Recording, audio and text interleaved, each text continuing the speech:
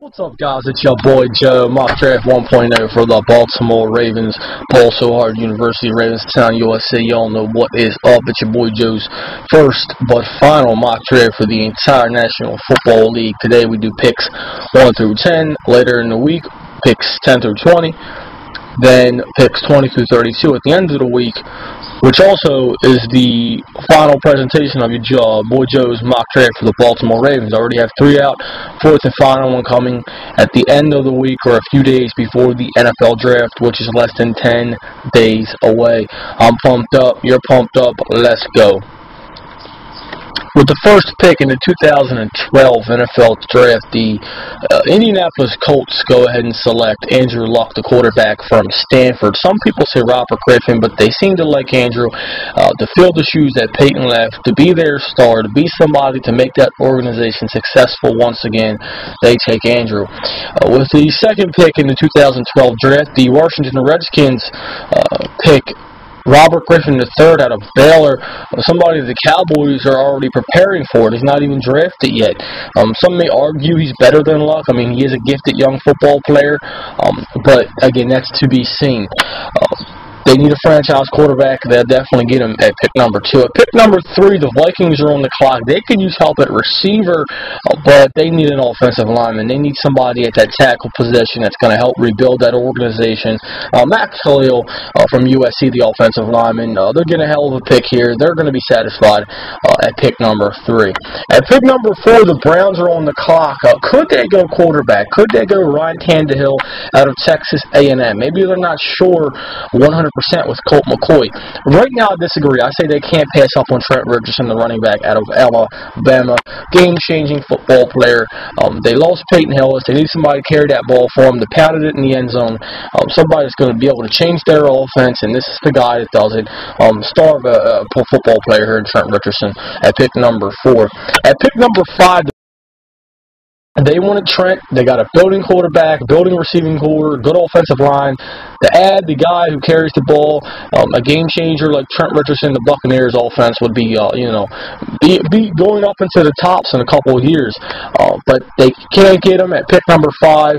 They go Morris Claiborne, the cornerback out of LSU, arguably, top gifted football player, somebody that's going to tackle. He's going to try to shut football players down, the guy who's going to make the big plays. You pair him up with somebody that's, it doesn't have to be great, but somebody that's decent, and you could have a killer tandem in the back for the Buccaneers who could always improve in that backfield.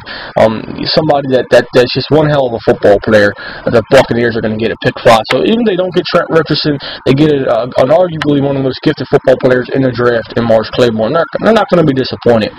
Watch pick 3 and watch pick 4 because Buccaneers may try to jump Cleveland to 3 if the Vikings are willing. Somebody may jump. The Vikings are willing to, we'll have to wait and see. At pick number 6, the St. Louis Rams are on the clock. They go ahead and select Justin Blackmon out of Oklahoma State, the wide receiver. They need a receiver to develop with Sam Bradford to make him competitive in the NFC West. They need somebody to throw to, somebody young, somebody that he can develop with in turn. This guy, he's going to be your red zone threat.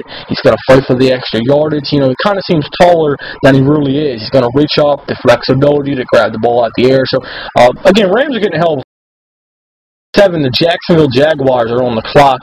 They could go receiver. They got Lee Evans, but you could always use another young receiver to develop with a young Blaine Gabbert. Maybe they go offensive line. I say defense. They already got a good defense, but why not make a good defense even better? They go ahead and select Melvin Ingram out of South Carolina. The guy's played various positions on the front 7, played linebacker. They could always use a pass rusher. He's going to be somebody that goes after the quarterback, impacts the run defense, tries to split the offensive line, and he's going to be a game-changing football player for the Jacksonville defense. At pick number 8, the Miami Dolphins are on the clock. They could go receiver. They lost Brandon Marshall, but they need somebody to throw to a receiver. They don't have a quarterback. They go Ryan Tannehill, quarterback out of Texas A&M. Some people call him a hidden gem. Is he better than Luck, better than Griffin? Who knows? That's to be determined. But if they're getting the franchise quarterback at Ryan Tannehill, they're getting him at a steal. Number 8 for the Miami Dolphins. They could be, finally finding their quarterback who they really haven't had since, Dan Marino left. At pick At pick number 9, the Carolina Panthers are on the clock. They could go offense, probably defense. Maybe Luke Kushki from Boston College. You know, the inside linebacker can pass rush, impact the run game, drop back. Maybe they go somebody like Dontari Poe or Mark Barron. No, they go Quentin Coples, the defender out of North Carolina. You know, even before the draft started, people were talking about this guy. The possession of that rare combination of size, the speed, the athletic ability, versatility, flexibility. Somebody's going to make an immediate impact on your football team. And staying in North Carolina to play for the Panthers, big deal, because, hey, you get the fans riled up. You get people from that ACC conference in that North Carolina college staying in the state to watch him play. You know, people talk about his character. I think Carolina passes on that. They say he's a good football player. We like him. We're going to get him, and they pick him at pick number 9. But don't be surprised if they look at somebody like Dontari Poe or Michael Brockers or Luke Kushki. Don't be surprised at all. At pick number 10, the Buffalo Bills on the clock. Go offensive line. They could go defensive line. Maybe Luke Kushki from Boston College, somebody to the inside linebacker to work with Mario Williams and Mark Anderson, make a good defense even better.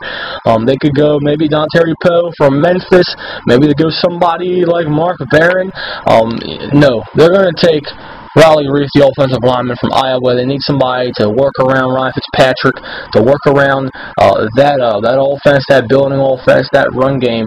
So Riley Reiff from Iowa is their selection, and they're not going to be disappointed. They need somebody on that offensive line.